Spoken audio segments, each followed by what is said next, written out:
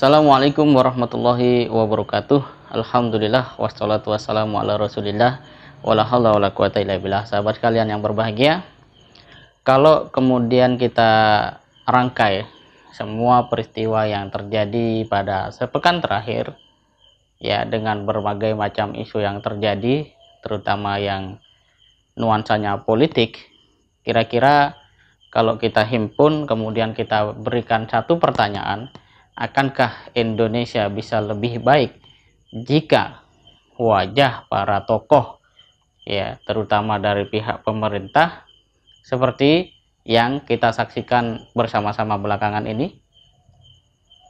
Tentu jawabannya akan sangat beragam, namun secara umum dalam konteks yang objektif melihat itu, ini akan justru bahkan jika tidak diperbaiki akan menjadikan wajah negeri kita semakin tidak jelas, tidak karu-karuan.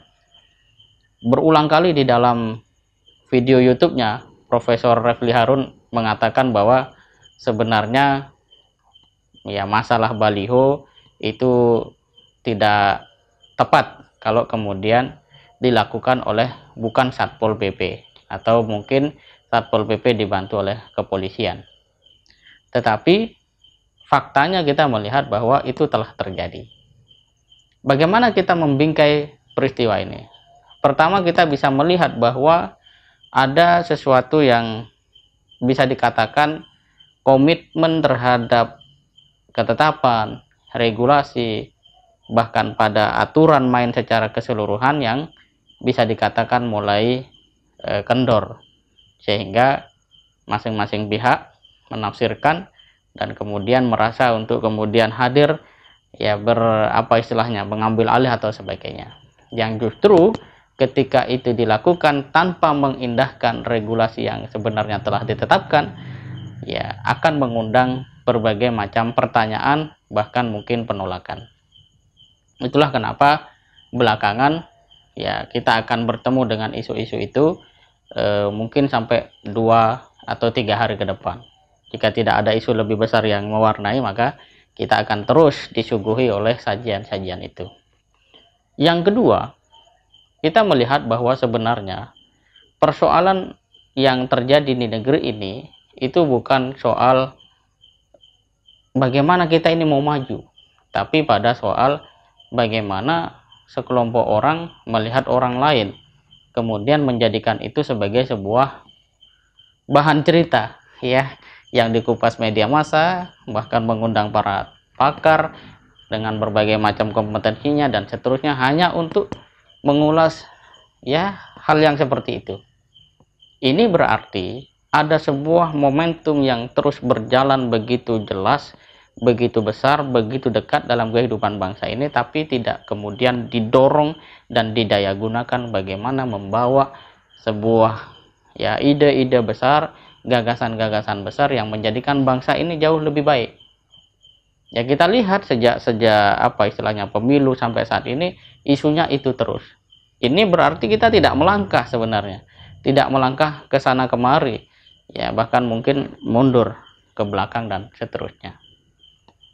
Yang ketiga, kita bisa lihat bahwa fenomena yang belakangan terjadi bisa jadi ini adalah sebuah bentuk frustasi dari kalangan tertentu yang mungkin dalam kalkulasi mereka banyak hal yang kemudian sudah meleset.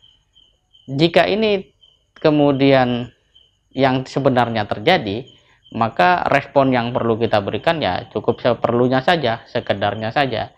Justru yang terpenting sekarang ini menjadi sebuah PR, ya, atau juga menjadi sebuah tantangan, yaitu bagaimana kekuatan, ya, semua pihak itu dihimpun untuk mendorong pemerintah, masyarakat, ormas fokus pada bagaimana Indonesia ini bisa lebih baik, terutama di tengah situasi pandemi seperti sekarang. Masalah ekonomi, masalah kesehatan, masalah pendidikan yang secara langsung di depan mata, bahkan mungkin dalam setiap hari kita, dari telinga ke telinga kita dengarkan keluhan-keluhan masyarakat tentang hal tersebut. Kenapa energi itu tidak kita arahkan ke sana misalnya?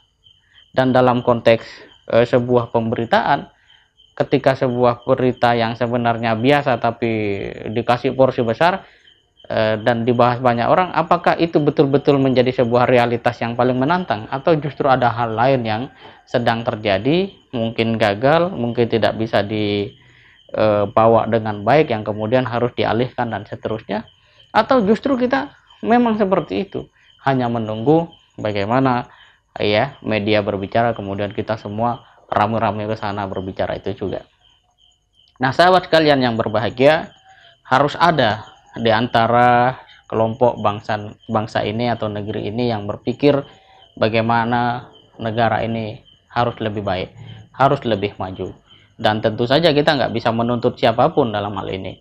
Maka hal yang paling mungkin bisa kita lakukan adalah menuntut diri sendiri, membaca dengan kritis apa yang ada di media, pada saat yang sama memberikan catatan-catatan bahwa ke depan kita tidak boleh ketika menjadi seorang yang punya kewenangan, kebijakan, karena rasa misalnya maju dan menabrak regulasi yang ada.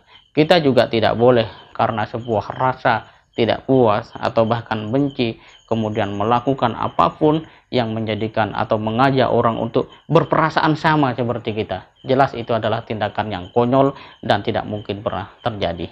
Dan terakhir, langkah yang sangat penting kita lakukan adalah bagaimana komunitas anak-anak muda terus didorong untuk menjadi lebih cerdas, karena salah satu dasar ataupun syarat untuk negeri ini bisa lebih baik adalah dengan menjadi bangsa yang cerdas.